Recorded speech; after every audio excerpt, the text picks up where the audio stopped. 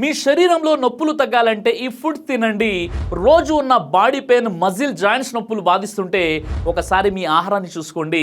ఇవి తింటే న్యాచురల్గా నొప్పులు తగ్గిపోతాయి. ఒకటి అల్లం, జంజీర్ న్యాచురల్ యాంటీ ఇన్ఫ్లామేటరీగా పనిచేస్తుంది. కండరాల నొప్పి, శరీర నొప్పి తగ్గించడంలో సహాయం చేస్తుంది.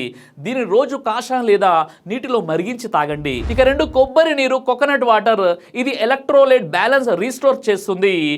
డీహైడ్రేషన్ వల్ల వచ్చే మైకంతో కూడిన నొప్పుల కోసం పర్ఫెక్ట్గా పనిచేస్తుంది. దీనిని ఉదయాన్నే ఒక గ్లాస్ తాగండి. ఇక 3 ఆవాలు, మస్టర్డ్ సీడ్స్. ఇది జాయింట్స్ నొప్పి, కండరాల నొప్పులకు బాగా పనిచేస్తుంది.